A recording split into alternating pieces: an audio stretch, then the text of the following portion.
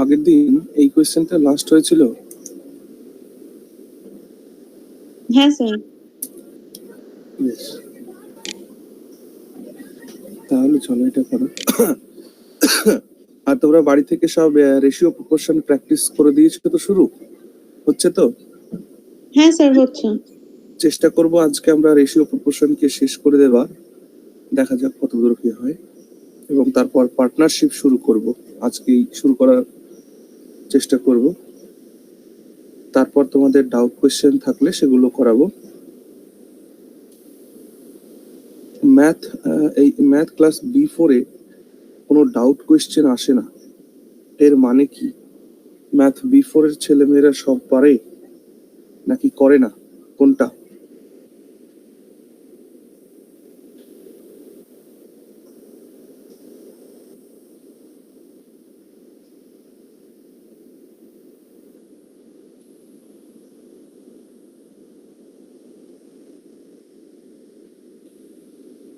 Two vessels contain milk and water in the ratio 9:1 and 2:3. দুটো ভেসেলের মধ্যে milk আর ওয়াটারের ratio আছে 9:1 and 2:3. In what ratio should he mix both the mixture so that the new mixture contains milk and water in the ratio 3:2? কোন অনুপাতে দুটি মিক্সচারকে মেশাতে হবে যাতে করে নতুন মিক্সচারে দুধ ও জলের পরিমাণ হয় 3:2?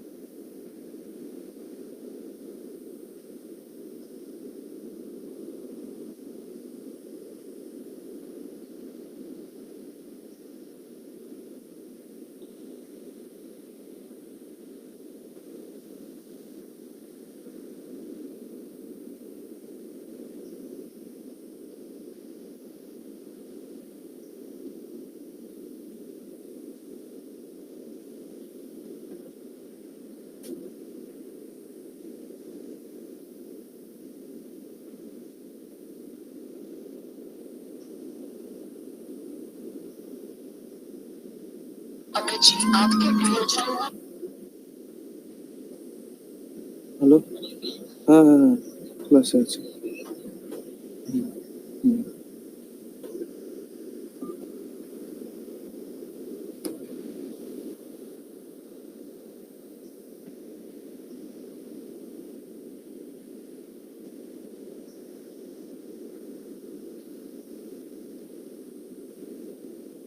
Is at pitch to 3. হ্যাঁ, কত? B. হ্যাঁ, ইয়েস ইয়েস। এখন কথা হচ্ছে যে সলিউশনটা তোমরা কোন পদ্ধতিতে করেছো?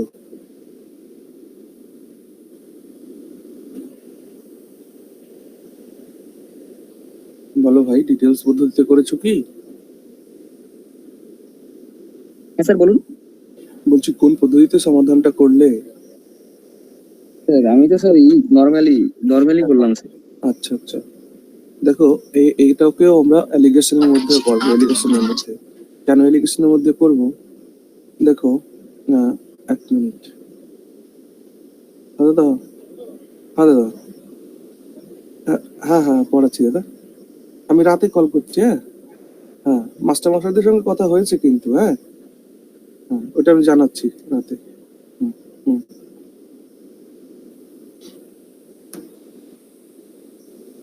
চলো তাহলে দেখো, ফার্স্ট কন্টেইনার, ঠিক? ফার্স্ট কন্টেইনারের মধ্যে মিল্ক আর ওয়াটারের রেশিও কত? 9:1। ওকে, সো এখান থেকে কি আমরা বলতে পারি যে ফার্স্ট কন্টেইনারের মধ্যে মোট 10 অংশের মধ্যে 9 অংশ মিল্ক আর ওয়াটার হচ্ছে 10 অংশের মধ্যে 1 অংশ? বলো, এটা বলা যায় কিনা যায় না? ঠিক সিমিলার ভাবে সেকেন্ড কন্টেইনারের মধ্যে মিল্ক আর ওয়াটার রেশিও হচ্ছে 2:3।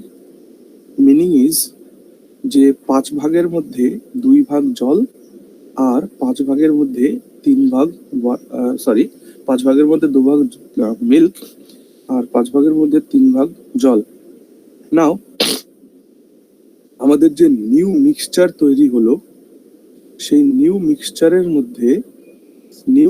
মধ্যে মিল্ক আর ওয়াটারের রেশিও হচ্ছে 3:2। তার মানে 3:2, সরি। তাহলে এখান থেকে আমরা বলতে পারি যে নিউ মিক্সচারের মধ্যে 5 ভাগের মধ্যে 3 ভাগ মিল্ক আর 5 ভাগের মধ্যে 2 ভাগ ওয়াটার। বলো এইটুকুন আমরা নিষ্কর্ষ বের করতে পারি কিনা? তাহলে এতক্ষণ যেগুলো লিখলাম এগুলো আমরা পরীক্ষার হলে লিখবো না, এগুলো আমাদের মনে মনে আমরা দেখতে পাচ্ছি। এইবার আমরা অ্যালিগেশন লাগাবো। অ্যালিগেশন আমরা হয় মিল্কের সঙ্গে ইউজ করব, অথবা ওয়াটারের সঙ্গে ইউজ করব। কি বলছি বুঝতে পারছো?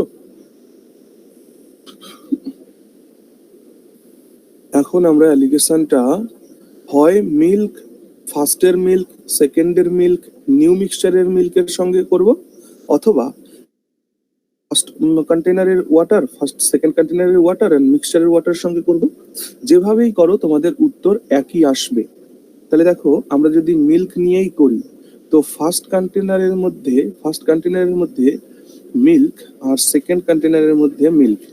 ফার্স্ট কন্টেনারের মধ্যে মিল্ক কতটুকুন আছে বলো? 9/10। আর সেকেন্ড কন্টেনারের মধ্যে মিল্ক কতটুকুন আছে বলো? 2/5। আর যে নিউ মিক্সচার মানে এটাকে মিশিয়ে যে ওভারঅল মিক্সচার পেয়েছি, সেই ওভারঅল মিক্সচারের মধ্যে 3/5 হচ্ছে তোমার milk. Are you getting? So এবার এদের এইখান থেকে যখন আমরা মানে বের করার চেষ্টা করব, মানে অ্যালিগেশন করার চেষ্টা করব, তখন আমরা দেখবো যে এটা ফ্র্যাকশন, যোগ বিয়োগ করতে সমস্যা হবে। তো আমি তোমাদের শিখিয়েছি যে কোনো ফ্র্যাকশনকে ইন্টিজারে কনভার্ট করার জন্য ডিনোমিনেটর গুলোর এলসিএম নাও, ডিনোমিনেটর এলসিএম নিয়ে সেগুলোকে গুণ করে দাও। তাহলে 10, 5 আর 5 এদের এলসিএম 10 হবে। তাহলে প্রত্যেকটাকে 10 দিয়ে গুণ করে দাও। আমরা এটা ফ্র্যাকশন থেকে ইন্টিজারে কনভার্ট করে দিতে পারছি। তাহলে এখান থেকে আমরা পেয়ে গেলাম 9, এইখান থেকে পেয়ে গেলাম আমরা 4, এখানে পেলাম 4, এখানে পেলাম 9, আর এখানে কত পাচ্ছি বলো? 6। Are you getting? এইবার আমরা অ্যালিগেশন খুব ইজিলি বের করে নিতে পারবো। This is 3 and this is 2. So 2:3 is our answer. Are you getting? Sir, ওয়াল করে একটা পদ্ধতি শিখিয়েছিলেন না, আমি ওইভাবে করেছি, একই অ্যান্সার এসেছে, ওটা কি ঠিক? হ্যাঁ, কোনটা করে বলো আরেকবার। ওই যে তিনটে রেশিওকে সমান করে। ইয়েস, হ্যাঁ একদম ঠিক, একদম ঠিক। ওটা তিনটে তো স্যার হ্যাঁ, ওটা করলেও হবে। দেখো, তোমাদের আমি যত সম্ভব যতগুলো পদ্ধতি হয় সমস্ত পদ্ধতি শেখানোর চেষ্টা করেছি। যেহেতু এখন অ্যালিগেশন শেখাচ্ছি, তাহলে ওই কনসেপ্টটাকে অ্যালিগেশনের মাধ্যমেও সমাধান করা যায়, এটুকুন আমরা বুঝলাম। Are you getting? হ্যাঁ স্যার। হ্যাঁ, তুমি যেটা করেছো সেটা হচ্ছে আমাদের একটা প্রসেস আমরা শিখেছিলাম যে আমরা টোটালটাকে সেম করব। সেই কনসেপ্ট দিয়ে করেছো তো? টোটালটাকে হ্যাঁ স্যার, সেম করে দেখবো তারপরে যে সেই রেসপেক্টে কোন রেশিও এসেছে। হ্যাঁ, গুড, হ্যাঁ ওটাও ঠিক আছে। ভাই আমার যেটা করেছে সেটাও ঠিক আছে, এটাও ঠিক আছে। তো সহজ কোনটা? অ্যালিগেশন ইউজ হ্যাঁ করাটা স্যার, সহজ ওটা নয়? তো রেশিওগুলোকে সেম করে তারপর তো অ্যালিগেশন করছি।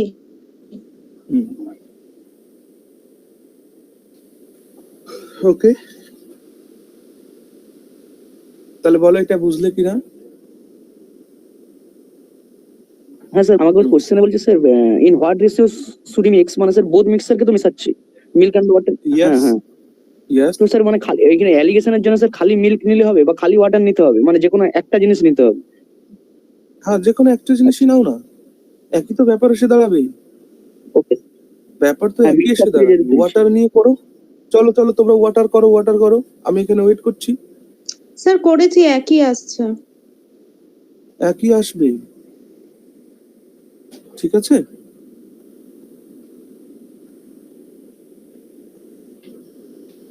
নেক্সট অঙ্কে যাই তাহলে। হ্যাঁ স্যার। হ্যাঁ sir. Do this. A container contained 80 liters of milk, from which 8 liters of milk was taken out and replaced by water. This process was further repeated 2 times. How much milk is now contained in the container?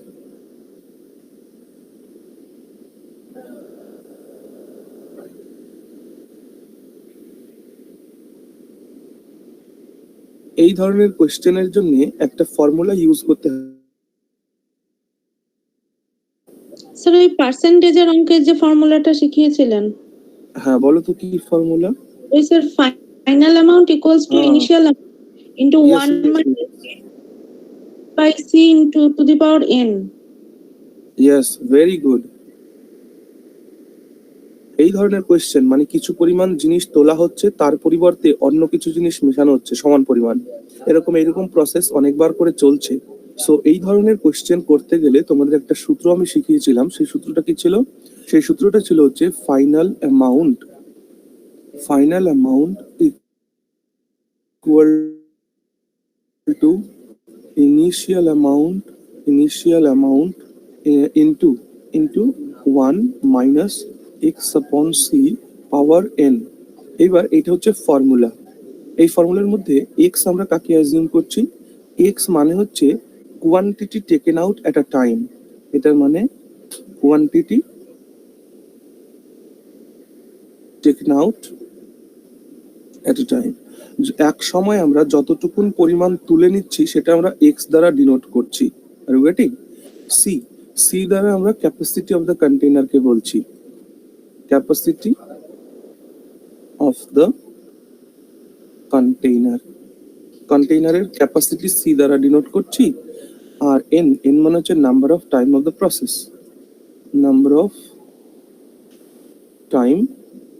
Process, কতবার এই process চলছে সেটা বোঝানোর চেষ্টা করছি।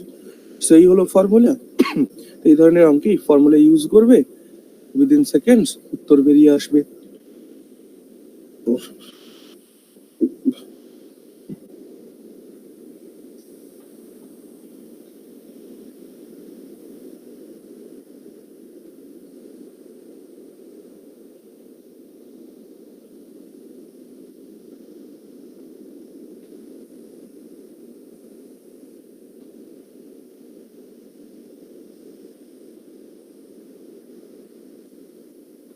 তাহলে examiner আমাকে final amount জিজ্ঞেস করেছে, তাই তো? এক্সামিনার আমাকে ফাইনাল অ্যামাউন্ট জিজ্ঞেস করেছে, সূত্রটা লিখে নেবে সবাই। So final amount equal to initial amount. Initially option B answer. হ্যাঁ, ইয়েস, অপশন বি 58.32। তো আমার কাছে ফাইনালি ইনিশিয়াল অ্যামাউন্ট কত ছিল? ইনিশিয়াল অ্যামাউন্ট ছিল 80 লিটার্স। ওকে, 1 মাইনাস এক্স আপন সি। এক্স মানে একবার কতটুকুন তুলে নিচ্ছি, একবারে আমরা 8 লিটার তুলে নিচ্ছি। আর ওই কন্টেইনারের ক্যাপাসিটি কত? 80 লিটারই ক্যাপাসিটি। আর এই প্রসেস কতবার চলবে? এই প্রসেস চলবে 3 টাইমস, তার মানে পাওয়ার N.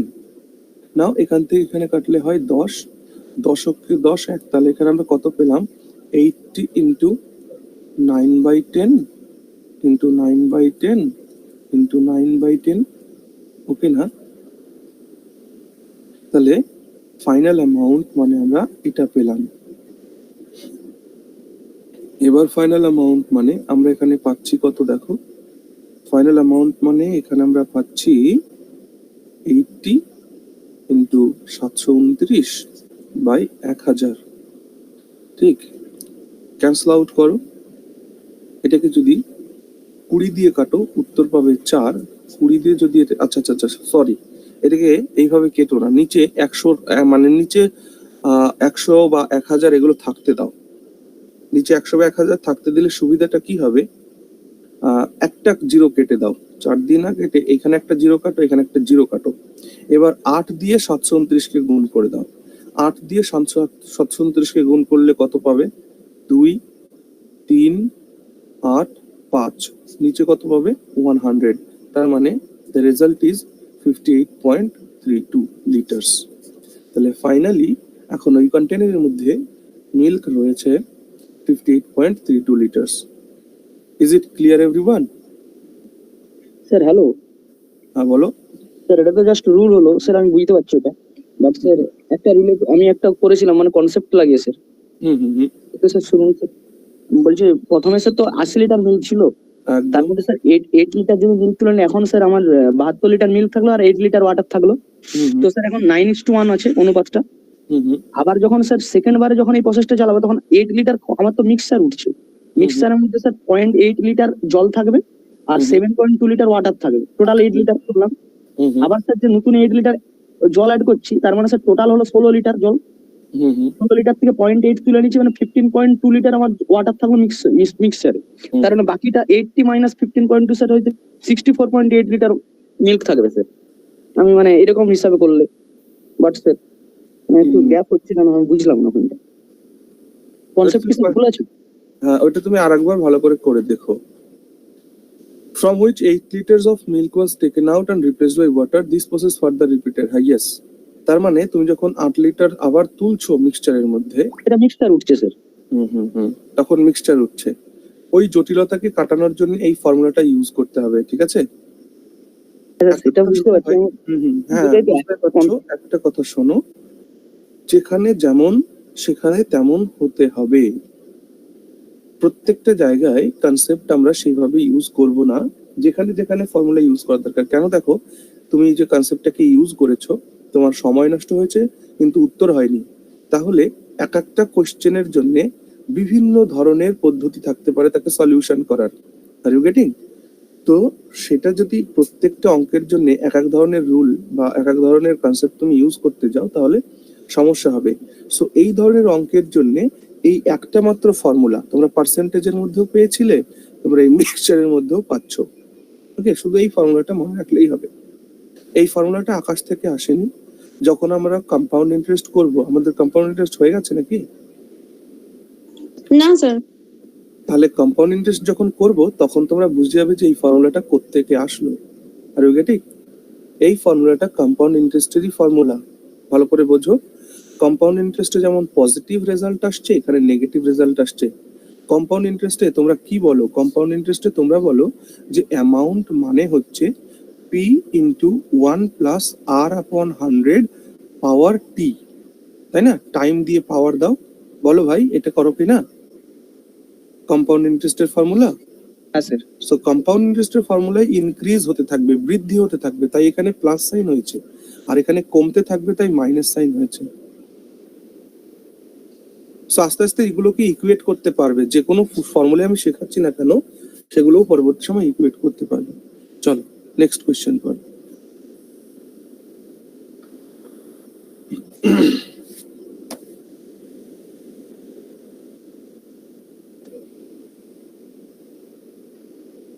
A 25-liter cylinder contains a mixture of oxygen and nitrogen. Initially, oxygen was 36% of the mixture. Some liters of the mixtures are taken out and replaced by nitrogen, and this process is repeated once more. Finally, O2 remains 9% in the real mixture. Find the quantity of mixture taken out at a time.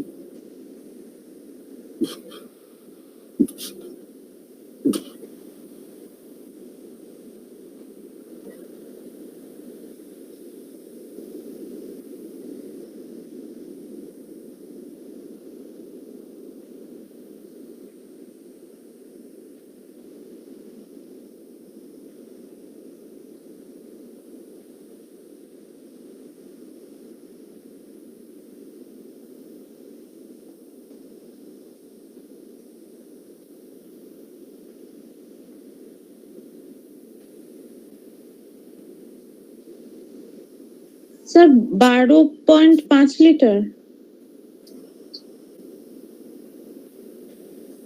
12.5 litre, yes, এটাই সঠিক উত্তর।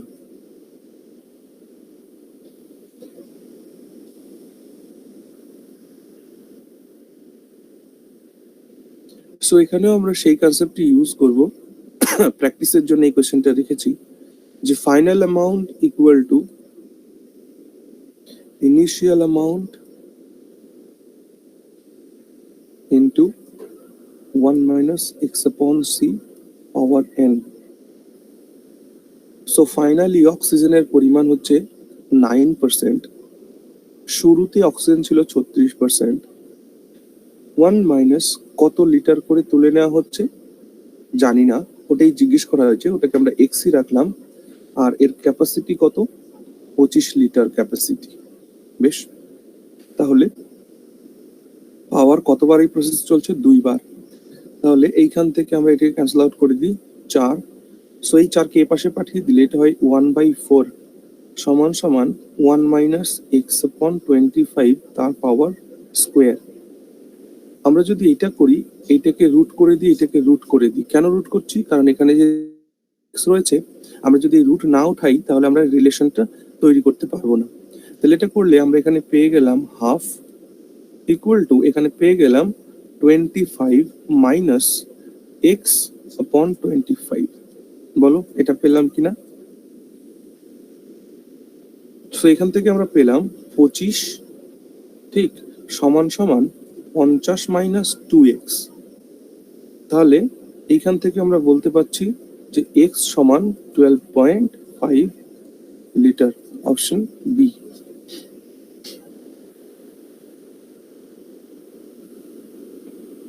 আমরা আজকে এইটাকে শেষ করে দিয়ে, ঠিক আছে, মোটামুটি পার্টনারশিপের কোয়েশ্চেন কিছু করতে পারি কিনা বা পার্টনারশিপের কনসেপ্টটা করতে পারি কিনা সেটা আমরা দেখব।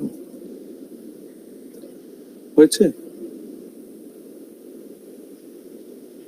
হ্যাঁ স্যার। চলো, বেশ, এটা ঠিক আছে। তারপর চলো আমরা যাব আমাদের next lecture, ratio proportion lecture 4।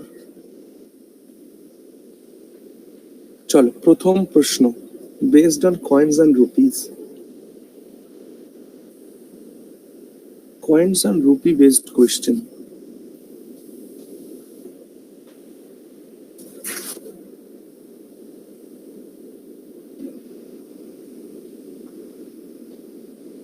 তোমরা রেশিও প্রপোর্শনের মধ্যে এই কোয়েশ্চেন গুলো পাবে।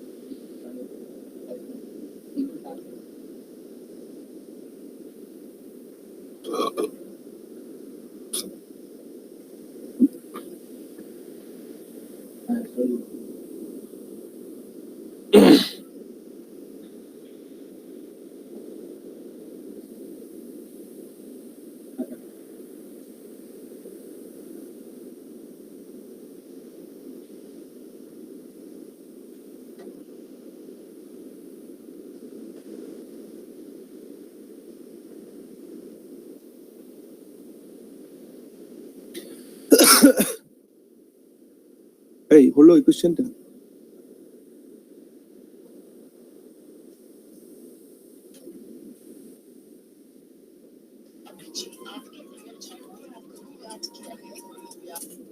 হ্যালো হ্যালো, হ্যাঁ, না না, কালকে আমার একটা মিটিং আছে, আমি সেই মিটিং এ যাবো। আর আমি তোকে পড়ার ডেট, তোকে কখন কালকে যেতে হবে সেটা আমি বলে দিচ্ছি, ঠিক আছে? রাতে বলে দিচ্ছি। হ্যাঁ, 11টাই যেতে হবে। আবার কালকে আবার আমাদের আরেকজন মাস্টারমশাই আছে, ও পরীক্ষা নেবে কিনা, ঠিক আছে? হ্যাঁ হ্যাঁ হ্যাঁ, ওইটাই আমি তোকে ফোন করে জানিয়ে দিচ্ছি রাতে, হ্যাঁ? হুম, হুম।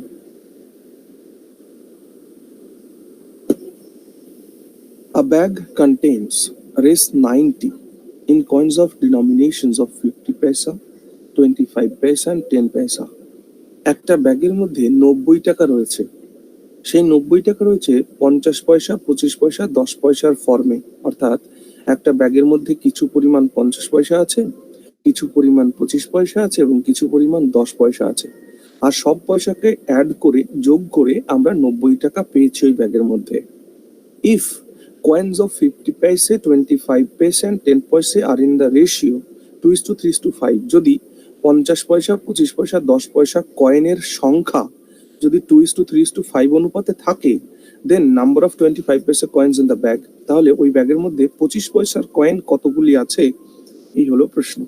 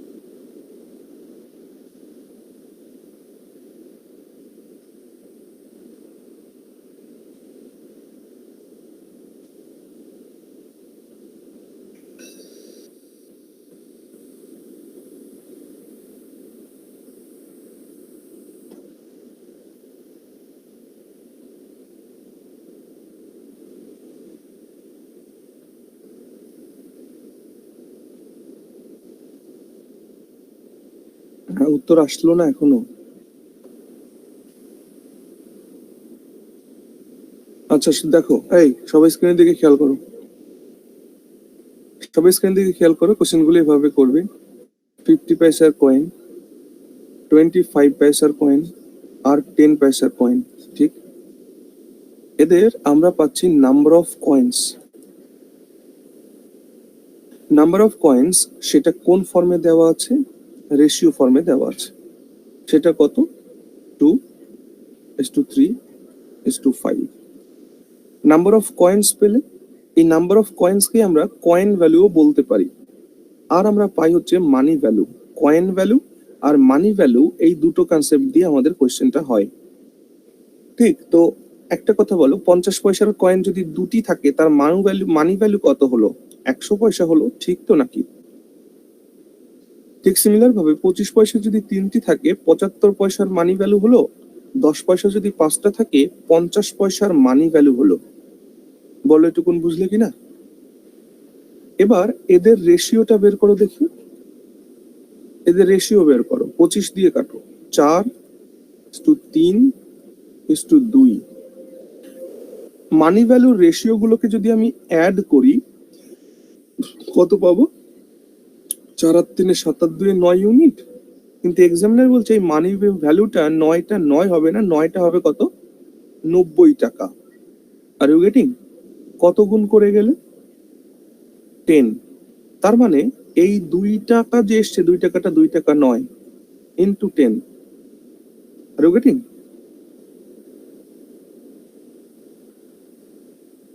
বলো বুঝতে পারছো কিনা?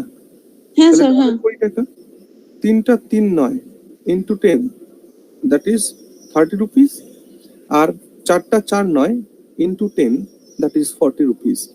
নাও 50 পয়সার কয়েন দিয়ে তৈরি হয়েছে 40 টাকা, 25 পয়সার কয়েনগুলো দিয়ে তৈরি হয়েছে 30 টাকা, আর 10 পয়সার কয়েন দিয়ে তৈরি হয়েছে 20 টাকা।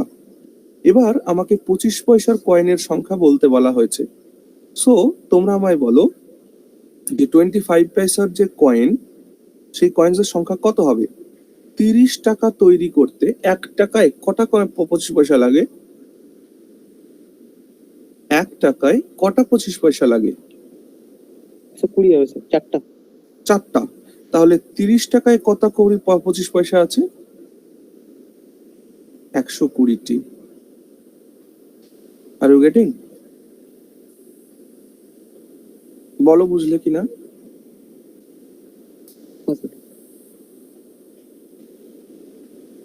ক্লিয়ার হয়েছে এভরিওয়ান? হ্যাঁ স্যার। তাহলে মানি ভ্যালু আর কয়েন ভ্যালু, তোমাকে এখানে যেমন মানি ভ্যালু দেওয়া হয়েছে, তোমাকে কয়েন ভ্যালু দেওয়া হতে পারে যে এই ব্যাগের মধ্যে এতগুলি কয়েন আছে। তখন আমরা এদেরকে যোগ করে কি বলতাম? এদেরকে যোগ করে বলতাম 5×3=8+2=10। 10টা 10 নয়, দেখা গেল বলতো যে 80টি কয়েন আছে। তাহলে বলো এখানে 25 পয়সা দিয়ে ক টাকা তৈরি হবে?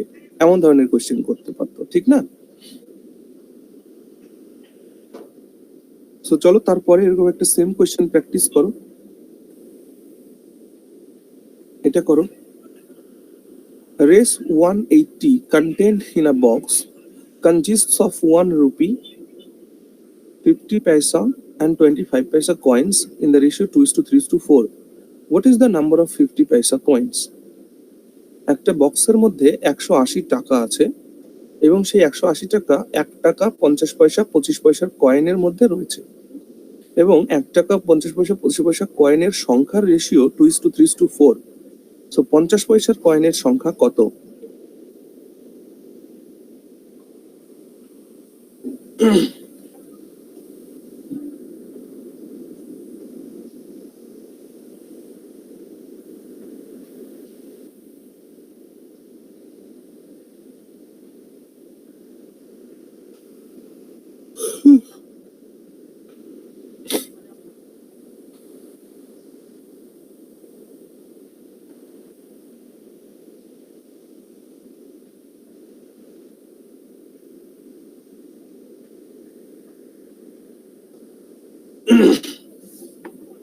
একশো কুড়ি স্যার। 120, ভেরি গুড, 120, ঠিক। তাহলে কি প্রসেসটা ভালো তো নাকি? হুম, দেখো ভাই, আমি তোমাদের যতটা সহজ পদ্ধতিতে সম্ভব সহজ পদ্ধতিগুলো শেখানোর চেষ্টা করছি। অবশ্যই কনসেপচুয়াল, কনসেপ্টের বাইরে কিচ্ছু নয়। তাহলে এই যে 1 রুপি কয়েন না, 1 রুপি কয়েনকে আমরা 1 রুপি লিখবো না, আমরা লিখবো 100 পয়সা। Are you getting? তারপর হচ্ছে 50 পয়সা, তারপর হচ্ছে 25 পয়সা। So number of coins examiner আমাদের দিয়েছে, নাম্বার অফ কয়েন্স, 1 পয়সার কয়েনের সংখ্যা 2:3:4। তাহলে এদের মানি ভ্যালু বের করো।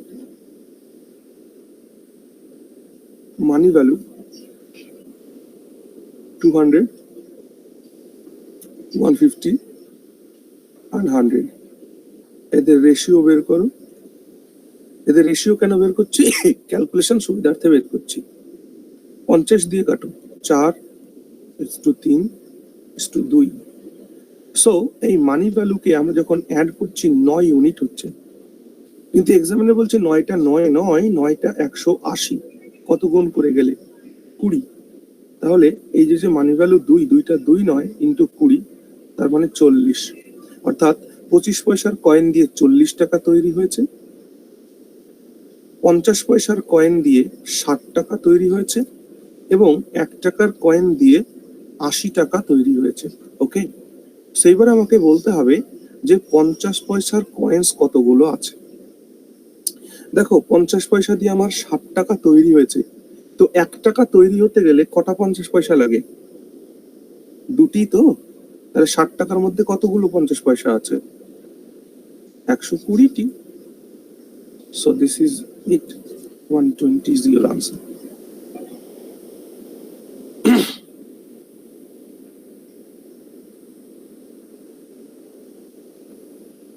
Is it clear everyone?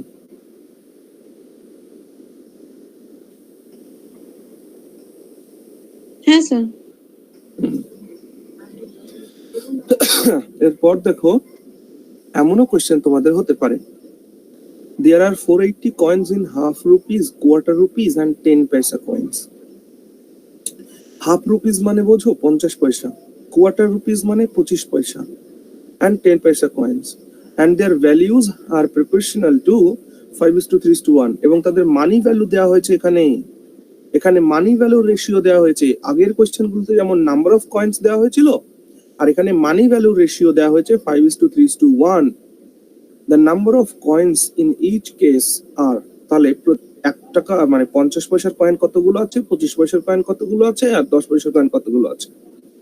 Half rupees মানে 50 পয়সা, কোয়ার্টার রুপিস মানে 25 পয়সা, আর এটা তো 10 পয়সা আছেই। করো এটা।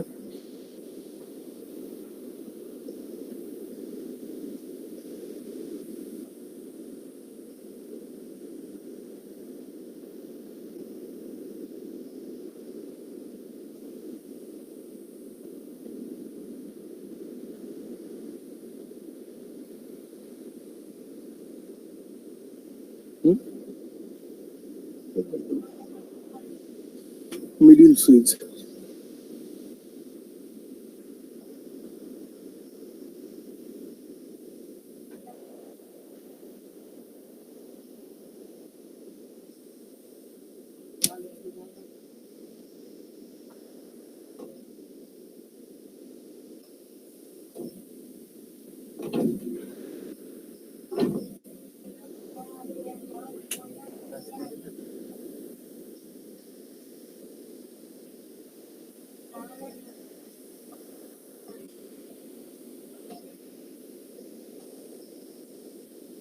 জি স্যার 150 180 150 150 180 150, হ্যাঁ, গুড, ভেরি গুড। অপশন 3। তাহলে দেখো 50 পয়সা কয়েন, 25 পয়সা কয়েন আর 10 পয়সা কয়েন, ঠিক। সো এদের মানি ভ্যালু এক্সামিনার বলে দিয়েছে। মানি ভ্যালু রেশিও কত বলেছে এক্সামিনার? 5:3:1। ধরো মানি ভ্যালু মানে কি, এই 50 পয়সা দিয়ে ক টাকা তৈরি হচ্ছে সেটা। তাহলে 50 পয়সা দিয়ে 5 টাকা তৈরি হচ্ছে ধরে নিচ্ছি, 25 পয়সা দিয়ে 3 টাকা তৈরি হচ্ছে, 10 পয়সা দিয়ে 1 টাকা তৈরি হচ্ছে। তাহলে এইখানে আমি নাম্বার অফ কয়েন্স বের করতে পারবো কিনা পারবো না? নাম্বার অফ কয়েন্স দেখো, 50 পয়সা দিয়ে 5 টাকা তৈরি হওয়ার মানে কতগুলো পয়সা আছে এখানে? 5 into 2। 25 পয়সা দিয়ে 3 টাকা তৈরি হচ্ছে, তার মানে এখানে কতগুলো 25 পয়সা আছে? 3 into 4। 10 পয়সা দিয়ে 1 টাকা তৈরি হচ্ছে, তাহলে এখানে কতগুলো কয়েন আছে? 1:10। কারণ 10টা 10 পয়সা দিয়ে 1 টাকা তৈরি হয়। বলো এটুকুন বুঝলে কিনা?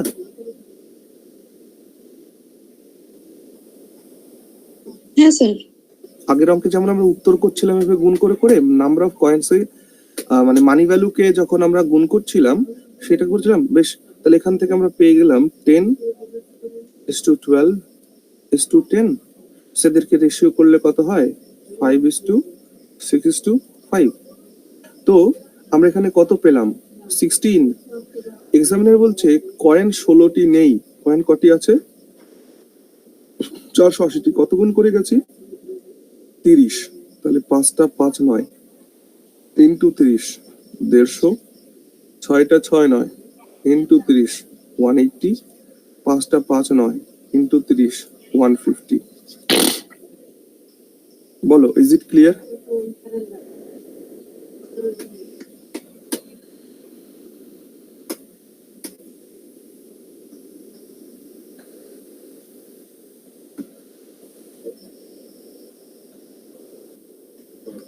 হয়েছে?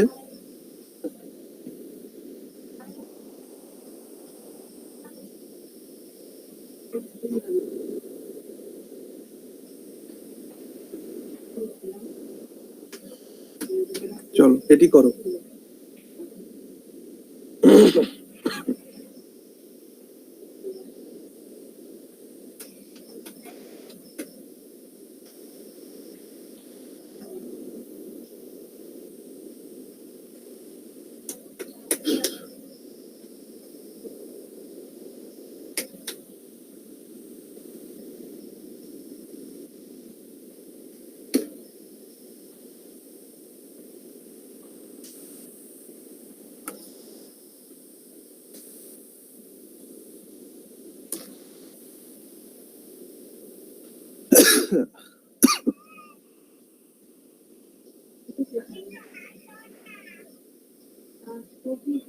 আসি স্যার।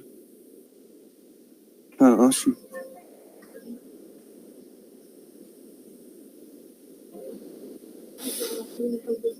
তাহলে 1 টাকার কয়েন আছে, মানে ₹1। এটা হলো 1 রুপি। তারপর আছে 50 পয়সা।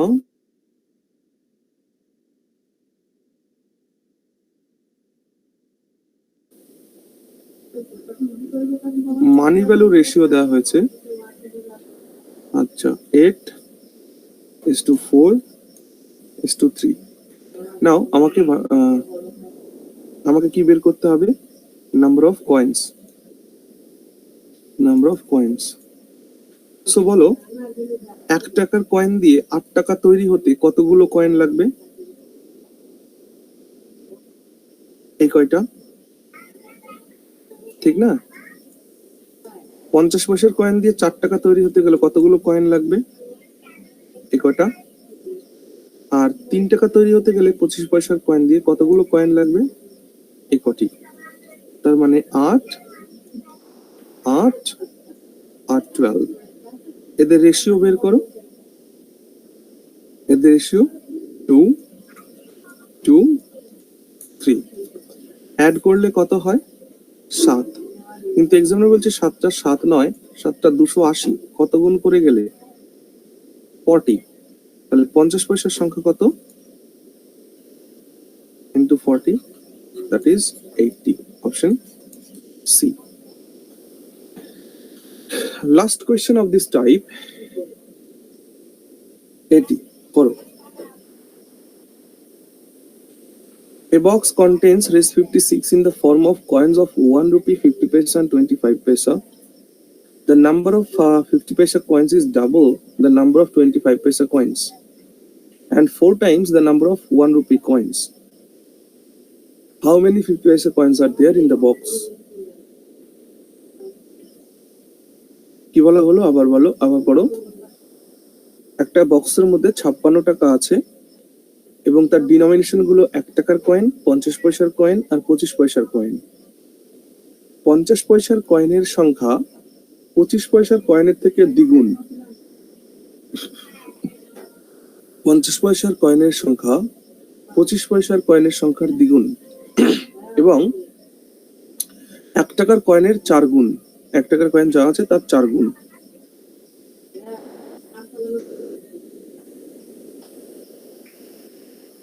সো 50 পয়সার কয়েন কতগুলো আছে, এই হলো প্রশ্ন।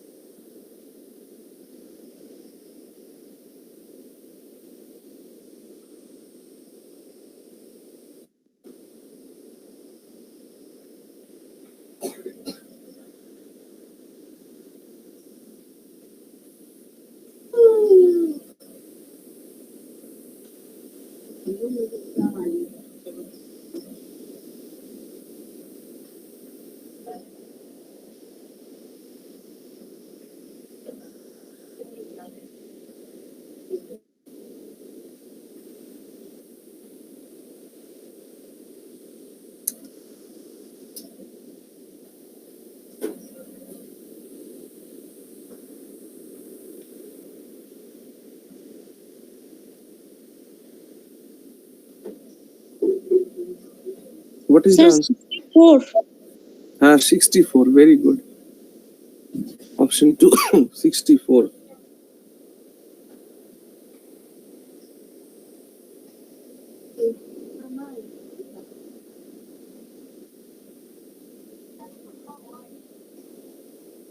সকলের হয়েছে তো এটা? স্যার আমার ক্যালকুলেশনে গন্ডগোল আছে। চলো। 1 rupee coin means 100 paisa coin, 50 paisa coin আর 25 paisa coin. Now এখানে আমাকে নাম্বার অফ কয়েন্স দেওয়া হয়েছে। নাম্বার অফ কয়েন্সে বলা হয় যে 50 পয়সার সংখ্যা 25 পয়সার দ্বিগুণ এবং এই 1 টাকার কয়েনের 4 গুণ। ঠিক। তাহলে আমি 1 টাকার কয়েন যদি একটা থাকে, 50 পয়সার কয়েন আছে 4টি, ইয়েস অর নো? কারণ এখান থেকে এখানে এটা 4 গুণ হবে, আর 25 পয়সা দুটা দুই। আর 25 পয়সা হচ্ছে 50 পয়সার হাফ, অর্ধেক। তার মানে এটা, কারণ এটা দ্বিগুণ, এটাই বলেছে না? তাহলে আমরা নাম্বার অফ কয়েন্স এর রেশিও পেয়ে গেলাম। তাহলে এবার এখান থেকে আমরা মানি ভ্যালু বের করতে পারবো। মানি ভ্যালু, সো 100 পয়সা মানে 1 টাকা, তাহলে মানি ভ্যালু হচ্ছে 100 পয়সা, 200 পয়সা and 50 পয়সা। সো এদের রেশিও করলে কত হবে? 2:4:1। তো এদেরকে অ্যাড করো মানি ভ্যালু গুলোকে, 5 আর 2 7। তো এক্সামিনার বলছে 7টা 7 নয়, 7টা হচ্ছে 56 টাকার সমান। কত গুণ করে গেলে? 8। তো 50 পয়সার সংখ্যা কত? 4টা 4 নয় ইন্টু 8, দ্যাট ইজ 32। এবার সংখ্যাটা হলো না কিন্তু, তাহলে 50 পয়সা দিয়ে কত টাকা তৈরি হয়েছে? 50 পয়সা দিয়ে কত টাকা তৈরি হয়েছে? 32 টাকা তৈরি হয়েছে। তাহলে এই 32 টাকা তৈরি হতে কতগুলো 50 পয়সা ইউজ করেছি আমি? 64টি। আই থিঙ্ক এই নাম্বার অফ কয়েন্স এর এই ধরনের যে কোনো কোয়েশ্চেন যদি তোমাদের দেওয়া হয়, এখন তোমরা পারবে আশা রাখছি। ওকে? হ্যাঁ স্যার। মানি ভ্যালুর কাছে ক্যালকুলেশনটা গন্ডগোল হয়েছে। তাহলে এবার চলে এসো পার্টনারশিপ। দেখো, পার্টনারশিপ কোয়েশ্চেন যখন আমরা করব, পার্টনারশিপের মধ্যে আমাদের একটা কনসেপ্ট লাগবে, যেটা হচ্ছে প্রফিট। প্রফিট মানে হচ্ছে টাইম ইনটু ইনভেস্টমেন্ট। প্রফিট, এটাই মনে রাখতে হবে। প্রফিট মানে হচ্ছে ইনভেস্টমেন্ট ইনটু টাইম, ব্যাস। সো পার্টনারশিপের কোয়েশ্চেনের মধ্যে প্রফিট মানে ইনভেস্টমেন্ট ইনটু টাইম। এবার শেয়ার অফ প্রফিট যেটা হবে, শেয়ার অফ প্রফিট যদি টাইম সেম থাকে তাহলে ইনভেস্টমেন্টের উপরে হবে। আর গেটিং, দেখো ধরো এ আর বি দুজন ব্যক্তি, ধরো এ, আমরা পার্টনারশিপের মধ্যে একটা কথা পাবো ক্যাপিটাল মানে মূলধন। এই ক্যাপিটাল মানে ইনভেস্টমেন্ট আর কি, ঠিক আছে? এই ক্যাপিটাল মানেই, এটাকে আমরা ক্যাপিটালও বলতে পারি, মূলধন। ইনভেস্টমেন্ট মানে নিয়োগ বা মূলধন যাই বলি। সো ধরো এ 5,000 টাকা কোনো একটা ব্যবসায় ইনভেস্ট করলো, আর বি কোনো একটা ব্যবসায় মনে করো 2,000 টাকা ইনভেস্ট করলো, ঠিক আছে? এ কত টাকা ইনভেস্ট করলো? 5,000 টাকা। বি কত টাকা ইনভেস্ট করলো? 2,000 টাকা। যদি টাইম অফ ইনভেস্টমেন্ট মনে করো এরও 1 বছরের জন্যে, বিও মনে করো 1 বছরের জন্য ইনভেস্ট করলো, তাহলে এবার তাদের প্রফিট শেয়ার যেটা হচ্ছে, সেই প্রফিট শেয়ারটা দেখো কিভাবে হচ্ছে। প্রফিট শেয়ারটা হচ্ছে ইনটু করে দাও, গুণ করে দাও, কারণ প্রফিট মানে ইনভেস্টমেন্ট বা ক্যাপিটাল ইনটু টাইম। তাহলে হচ্ছে 5,000 টাকা আর এর হচ্ছে 2,000 টাকা। Are you getting? তাহলে এদের প্রফিট শেয়ার যেটা হবে, সেই প্রফিট শেয়ারের যে রেশিও হবে, প্রফিট শেয়ারের রেশিও হবে 5:2। Are you getting? প্রফিট শেয়ারের রেশিও কত হবে? 5:2। বুঝেছো? বলো, বুঝেছো? হ্যাঁ স্যার। এবার এই ক্ষেত্রে আমরা ক্যালকুলেশনকে সোজা করার জন্য, ভালো করে বুঝবে, ক্যালকুলেশনকে ইজি করার জন্য আমরা এই ক্যাপিটালের রেশিও গ্রহণ করতে পারি। ওয়েটেড অ্যাভারেজের কনসেপ্টের মধ্যে যেমন আমরা রেশিও কিসের নিচ্ছিলাম? কোয়ান্টিটির রেশিও করে নিচ্ছিলাম। কারণ কোয়ান্টিটির রেশিও করে নিচ্ছি কেন? কারণ আমার ক্যালকুলেশনের সুবিধা হবে। ঠিক তেমনি করে আমরা এই পার্টনারশিপের অঙ্কটার ক্যালকুলেশন ইজি করার জন্য আমাদের ক্যাপিটালের রেশিও আমরা নিতে পারি, কিন্তু টাইমের রেশিও কখনোই নেব না। Are you getting my point? টাইমের রেশিও কখনোই নেব না। আমরা রেশিও যদি নিতে চাই তাহলে আমরা ক্যাপিটালের রেশিও নেব বা ইনভেস্টমেন্টের রেশিও নেব, টাইম অ্যাজ ইট ইজ থাকবে। এবার ধরো এই সিচুয়েশনটাই যদি এমন হতো, তাহলে আমি প্রথমে একটা কথা বলেছিলাম, কি বলেছিলাম?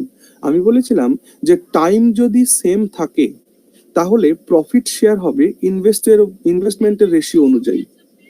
বলো কি বলেছি? আমি বলেছি টাইম যদি সেম থাকে তাহলে প্রফিট শেয়ার হবে ইনভেস্টমেন্টের রেশিও অনুযায়ী। ওকে, এবার ধরো এই একই সিচুয়েশন, এ আর বি দুইজন বন্ধু ব্যবসায় ইনভেস্ট করছে। তারা তাদের ক্যাপিটাল ইনভেস্ট করছে, মনে করো এ 5,000 টাকা করছে, বি 2,000 টাকা করছে। এবার মনে করো যে টাইমের ক্ষেত্রে এ ইনভেস্ট করছে 6 মাসের জন্য, বি ইনভেস্ট করছে মনে করো 18 মাসের জন্য। Are you getting? A use করছে 6 মাসের জন্য, বি ইনভেস্ট করছে 18 মাসের জন্য। এইবার তাদের প্রফিট শেয়ারটা কেমন হবে সেটা দেখো। তাহলে এখানে টাইম যেহেতু সেম নয়, তাহলে এবার দেখো এইটাকে ক্যালকুলেশন সোজা করার জন্য আমি বলেছিলাম ক্যাপিটালের রেশিও আমি নিতে পারবো। তাহলে ক্যাপিটালের রেশিও হচ্ছে 5:2। তাহলে প্রফিট শেয়ার আসছে 5 6 30 আর 18 দুগুণী 36। আর ইউ গেটিং? বলো বুঝলে কিনা? সো 15:18 এই অনুযায়ী তাদের প্রফিট শেয়ার হবে। যে লভ্যাংশ হবে সেই লভ্যাংশের শেয়ারটা 15:18 হবে। বোঝা গেল?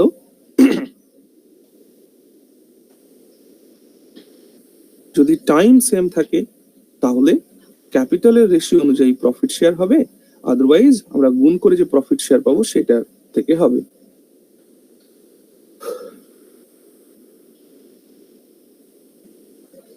এই হচ্ছে বেসিক কনসেপ্ট, আর কিচ্ছু নয়। এবার আমরা কোশ্চেন প্র্যাকটিসের মধ্যে যাই।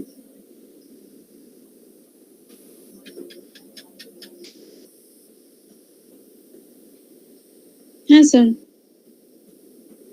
চলো এটা করো। A and B entered into a partnership. A R B একটা পার্টনারশিপে যুক্ত হলো, investing race 16,000 and 12,000 respectively. A 16,000 টাকা ইনভেস্ট করলো, B 12,000 টাকা ইনভেস্ট করলো। After 3 months A withdrew race 5,000। 3 মাস পরে A 5,000 টাকা তুলে নিল। while B invested রেস 5,000 মোর। অথচ B 3 মাস পরে গিয়ে 5,000 টাকা আরো ইনভেস্ট করলো। আফটার 3 months 3 মাস পরে after 3 months more after 3 months more আরো 3 মাস পরে C join the business. C বিজনেসে জয়েন করলো with a capital of Rs 21,000। 21,000 টাকা নিয়ে ব্যবসায় যোগ দিল। After a year they obtained a profit of Rs 26,400 rupees. এবং 1 বছর শেষে তারা 26,000 মানে প্রফিট পেল। By what amount does the share of B exceeds the share of C. তাহলে বি এর অ্যামাউন্ট সি এর অ্যামাউন্ট থেকে কতটা বেশি হবে? এই হলো এক্সামিনারের কোশ্চেন। প্রশ্ন বুঝতে পেরেছো সবাই? হ্যাঁ স্যার। বেশ।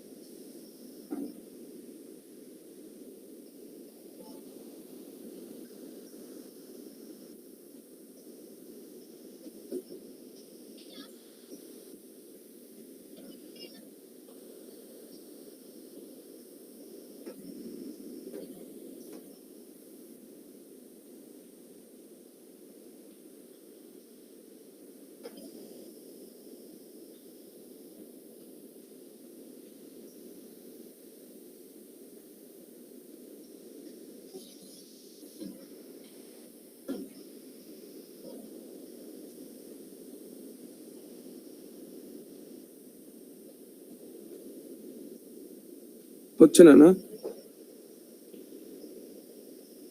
স্যার মানে বিশাল হয়ে যাচ্ছে। কিচ্ছু না, একদম দু লাইন অঙ্ক। দেখো স্যার বলো। অপশন বি হবে কি? হ্যাঁ, অপশন বি হবে 3600 টাকা, ঠিক। দেখো এ, বি আর সি যেহেতু ব্যবসায় যোগ দেবে, তো সি কেও লিখে রাখলাম। সবার প্রথমে দেখো, এ 16,000 টাকা ইনভেস্ট করছে, বি করছে 12,000 টাকা ইনভেস্টমেন্ট। সো এর টাকাটা 3 মাস পর্যন্ত খাটছে, বি এর টাকাটাও 3 মাস পর্যন্ত খাটছে। তারপর কেন 3 মাস করে করছি? কারণ পরে আবার অন্য কিছু ঘটনা ঘটবে। তাহলে এটা গেল। তারপর দেখো 3 মাস পরে এ 5,000 টাকা তুলে নিল, তাহলে থাকলো কত টাকা? 11,000 টাকা। বছর, এই ব্যবসাটা কতদিনের জন্য হচ্ছে? মোট টাইম কত ব্যবসা? 1 বছর। তাহলে এ 3 মাস পরে 5,000 টাকা তুলে নিয়েছে, 11,000 থাকলো, তাহলে এটা বাকি 9 মাসের জন্য ইনভেস্ট হলো। ইয়েস অর নো বলো।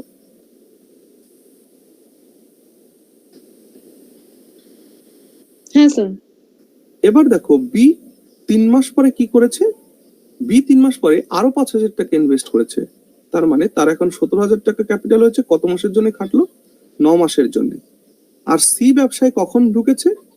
3 মাস পরে এরা সমস্ত করার পরে সি ব্যবসাতে ঢুকেছে আরো 3 মাস পরে। তার মানে বি 21,000 টাকা নিয়ে ব্যবসায় ঢুকেছে, তারটা মোট কতদিনের জন্য খাটলো? 6 মাসের জন্য খাটলো। বলো ইয়েস অর নো। তাহলে এবার এখান থেকে আমরা কত পাই? 3 ষোলং 48, 9 11 99। তাহলে 48 আর 99 কত হয়? 147। আর তার সঙ্গে 3টে শূন্য। বেশ, 3 বারং 36, আর এটা করলে যোগ করলে কত হয়? 189 এত হাজার, আর এটা হচ্ছে 6 এত হাজার। বোঝা গেল? নাও রেশিও নেবো এদের ক্যালকুলেশনের সুবিধার্থে। ব্যাস হয়ে গেল। প্রত্যেকটাই দেখো 3 এর মাল্টিপল, তাহলে 3 দিয়ে কাটো। ঠিক আছে, 3 দিয়ে কাটো। 3 দিয়ে 7 দিয়েও কাটতে পারো। অর্থাৎ দেখো 21 হবে, এটা 27 হবে, আর এটা 18 হবে।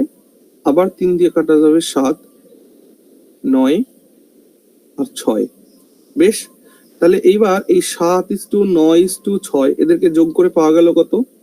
22। কিন্তু এক্সামিনার বলছে প্রফিট 22 টাকা হয়নি, প্রফিট হয়েছে কত? 26,400। তো 22 দিয়ে 26,400 কে কত গুণ করেছো বলো? 12। তার মানে 1200 গুণ করেছো। তার মানে আমাকে কি জানতে চাওয়া হয়েছে? যে বি এর শেয়ার সি এর থেকে কত বেশি। এইখান থেকে বলো এই দুটোর মধ্যে ডিফারেন্স কত? বি সি এর থেকে কত টাকা বেশি পাচ্ছে? 3 ইউনিটস টাকা। তাহলে 22 মানে যদি এটা হয়, তাহলে 3 ইউনিটস মানে কত হবে?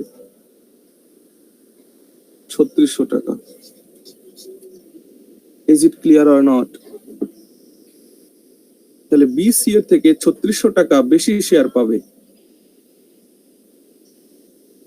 হ্যাঁ স্যার, ঠিক আছে স্যার। স্যার ওই যে আমার সেই সেকেন্ড লাইনটা স্যার 11,000 × 9 যেটা করেছেন স্যার, হুম। ওর আগে স্যার 48,000 সে তো প্রফিট পেয়ে গেছে 3 মাসে। তো আমি ভাবছিলাম স্যার 48,000 থেকে স্যার সে 5,000 তুলছে, মানে তার হাতে থাকবে 43,000। নো নো নো নো, এটা তুলে নিবে সবসময় ক্যাপিটাল থেকে। বছরের আচ্ছা, শেষে আচ্ছা। প্রফিট শেয়ার হবে, বছরের শেষে প্রফিট শেয়ার। হ্যাঁ, কারণ 3 বছরে সে তো প্রফিট পাচ্ছে না ভাই। তুমি যখন 3 ষোলং 48 করছো, ওটা তো প্রফিট হচ্ছে না। তো ব্যবসাটা তো 3 মাসের নয়, ব্যবসাটা 1 বছরের। আচ্ছা আচ্ছা, যতদিন টাইম স্যার টাইমের পুরো প্রফিট আসবে। একদম একদম একদম। বলো বন্ধু, বুঝেছো? ক্লিয়ার? হ্যাঁ স্যার। হ্যাঁ বেশ। আচ্ছা, এখানে আমরা কি করতে পারতাম জানো? এখানে আমরা ওই 16,000 আর 12,000, 11,000 আর 17,000 না নিয়ে আমরা কিন্তু ওই 12 আর 16 নিতে পারতাম, 11 আর 17 নিতে পারতাম। কিন্তু এই যে এই এ যে কত টাকা তুলে নিয়েছে বলো? এ 5,000 টাকা তুলে নিয়েছিল। যদি ওখানে 5,000 না তুলে, যদি মনে করো 5,450 টাকা তুলতো, তাহলে রেশিও গড়বড় হয়ে যেত। কিন্তু লাস্টে যেহেতু 00000, তাই আমরা এখানে 000 কেটে দিয়ে রেশিও করে নিতেই পারতাম। কিন্তু যদি এ 5,550 টাকা যদি তুলতো, তাহলে কিন্তু রেশিওতে কাটতে পারতাম না। এটা করো। A and B starts a business for a year. A invests 1500 and B raised 2000.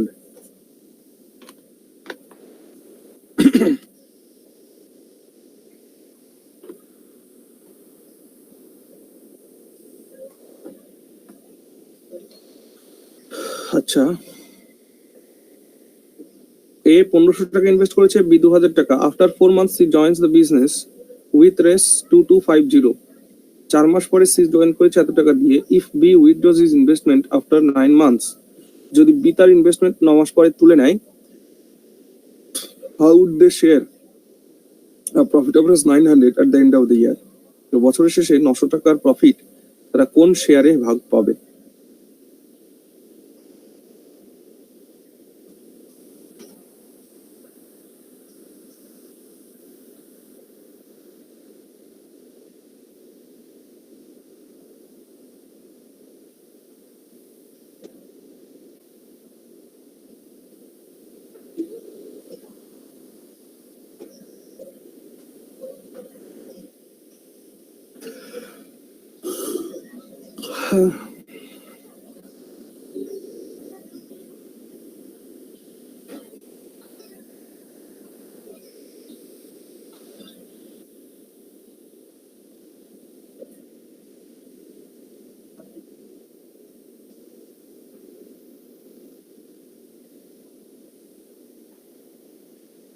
Sir সবাই 300 করে।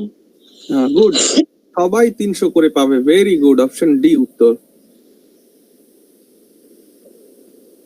তাহলে চলো পার্টনারদের লেখো আগে, এ বি আর সি। বেশ, এ ইনভেস্ট করছে 1500 টাকা, বি ইনভেস্ট করছে 2000 টাকা। গেল, এবার অঙ্কের স্টেটমেন্ট গুলো পড়ো। ইনভেস্ট করছে, তাহলে এর ইনভেস্টমেন্ট, এ কোনো টাকা তোলেও নি, কিছু করেনি, তার মানে 12 মাসের জন্য এর ইনভেস্টমেন্ট চলছে। বি 9 মাস পরে টাকা তুলে নিয়েছে, তার মানে 9 মাস পর্যন্ত তার এটা ইনভেস্ট হয়েছে। আর সি 4 মাস পরে ব্যবসায় যোগ দিয়েছে 2250 টাকা নিয়ে, 4 মাস পরে, তার মানে 12 মাসের থেকে 4 মাস বাদ দিলে 8 মাস ইনভেস্ট হয়েছে এটা। ওকে না? তাহলে এবার রেশিও কত? 12 15 কত? 180, তারপরে দুটো শূন্য, তারপর এটাও দেখো 18,000, এটাও দেখো 18,000। তাহলে রেশিও করো 1:1:1। Are you getting? তাহলে টোটাল ভ্যালু 3, এক্সামে বলছে 3টা 3 নয়, 3টা হচ্ছে 900। কত গুণ করে গেছো? 300। তাহলে প্রত্যেকে কত টাকা করে পাবে? 300 টাকা 300 টাকা করে পাবে। ক্লিয়ার?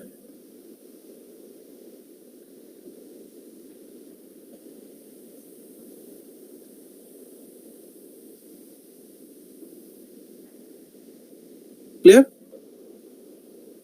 হ্যাঁ স্যার। এভাবেও তো কোশ্চেন পেতে পারো ফ্র্যাকশনে। In a partnership, A invests 1/6 of the capital for 1/6 of the time. B invests 1/3 of the capital for 1/3 of the time, and C invests remaining capital for the whole time. If at the end of the year the profit earned is raised 23,000, then what will be B's share? তো B এর share কত হবে? খুব ভালো প্রশ্ন।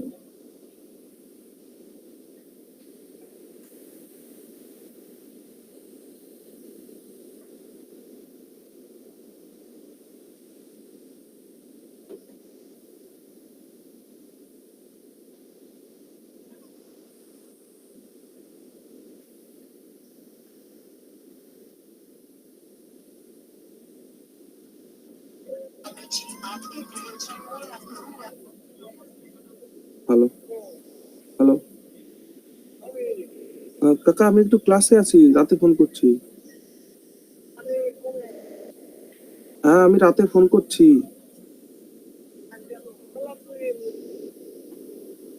আরে ব্যস্ত ছিলাম দাদু, রাতে ফোন করছি।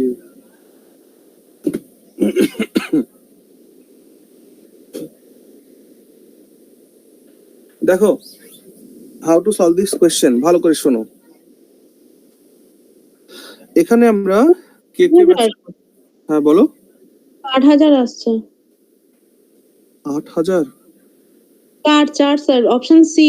হ্যাঁ হ্যাঁ হ্যাঁ, অপশন সি 4,000, ভেরি গুড, ঠিক আছে। দেখো এখানে এ ইনভেস্ট করতে চাইছে ক্যাপিটালের 1/6, বি ইনভেস্ট করতে চাইছে ক্যাপিটালের 1/3, আর ইউ গেটিং? আর সি করতে চাইছে remaining amount. Okay, remaining amount.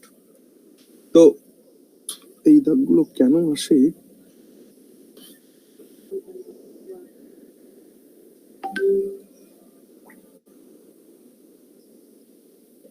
Amount, হ্যাঁ, রিমেইনিং অ্যামাউন্ট। দেখো তাহলে এবার টোটাল ক্যাপিটাল আমি কাকে পাবো?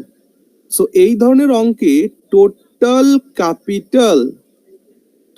ক্যাপিটাল হিসাব করার জন্য আমাদের এলসিএম নিতে হবে। কাদের?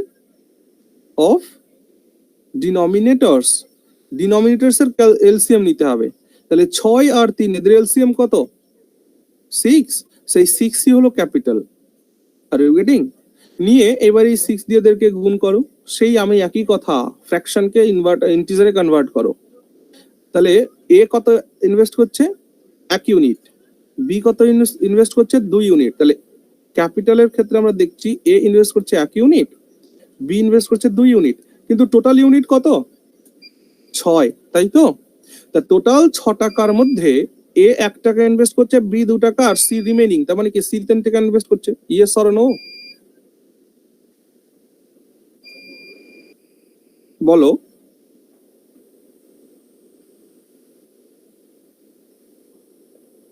স্যার বি এরটা কেমন লাগছে? সে কি? ওই বি 1/3 ইনভেস্ট 1/3 অফ দ্য ক্যাপিটালের 1/3 সে ইনভেস্ট করে। তো ক্যাপিটাল আমরা 1/6 আর 1/3 মিলিয়ে টোটাল ক্যাপিটাল কত পেলাম? 6 ইউনিট। তো সেই 6 ইউনিটের মধ্যে আমরা ইন্টিজারে কনভার্ট করলাম। তাহলে এর 1 ইউনিট পেলাম, বি এর 2 ইউনিট পেলাম। তাহলে মোট 6 ইউনিটের মধ্যে এ 1 ইউনিট, বি 2 ইউনিট, পড়ে থাকলো 3 ইউনিট, সেটা সি করবে। এখানে অন্য কিছু লাগার মতন কেমন আছে বলো আমায়? আসলে স্যার আমি ওই 1/3 অফ দ্য টাইম মানে ওটাকে 4 মান্থ ধরে নিয়েছিলাম। আরে বাবা, টাইমের কথা তো এখনো বলিনি, আমি ইনভেস্ট ক্যাপিটালের কথা বলছি। বলো এই ক্যাপিটাল এটুকুন বুঝলে কিনা? হ্যাঁ স্যার, ঠিক আছে। বেশ, এইবার টাইমে চলে এসো। টাইমে এ ইনভেস্ট করে মোট সময়ের 1/6 অংশ। তাহলে 1 বছরের জন্য ব্যবসা হবে, তো 1/6 অংশ মানে কদিন, এই কমাস? মোট হচ্ছে 12 মাস। তাহলে মোট হচ্ছে 12 মাস, 12 মাসের 1/6 মানে কমাস? 2 মাস। তাহলে এ ইনভেস্ট করেছে 2 মাসের জন্য, বি ইনভেস্ট করেছে 1/3 অফ দ্য টাইম। তাহলে 12 মাস টোটাল, তার 1/3 করলে কত হয়? 4 মান্থস। তো বি ইনভেস্ট করেছে 4 মান্থস এর জন্য। সি ইনভেস্ট করেছে কত দিনের জন্য? ফর দ্য হোল টাইম, মানে 12 মান্থস এর জন্য। বুঝে গেল? তাহলে এবার এদের প্রফিট বলো কি হবে? 2:8:36। Are getting? রেশিও করলে 1:4:18। এবার এই প্রফিট শেয়ারটাকে টোটাল করো, 8, 22, 23 ইউনিট। কিন্তু এক্সামিনার বলছে যে 23 ইউনিটটা 23 ইউনিট নয়, 23 ইউনিটটা হচ্ছে 23,000। কত গুণ করে গেছো? 1,000 গুণ করে গেছো। তাহলে বি এর প্রফিট শেয়ার কত হবে? Into 1,000, that is 4,000 rupees. Is it clear?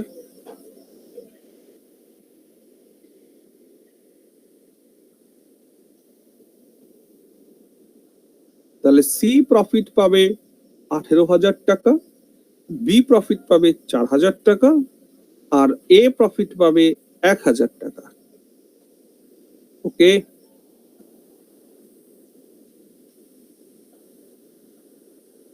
হ্যাঁ স্যার।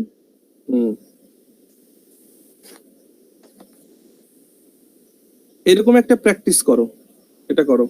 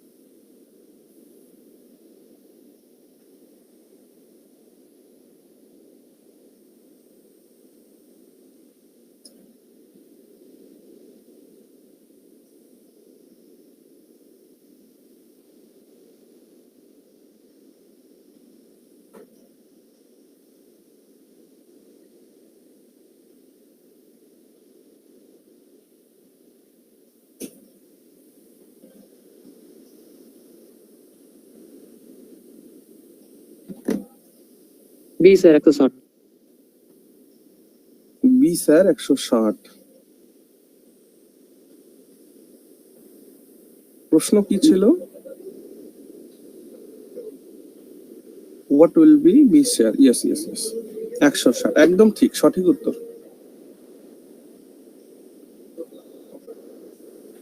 তাহলে এখানে আমাদের পার্টনার এই এই কি যেন নাম, বন্ধি তোমার হয়েছে?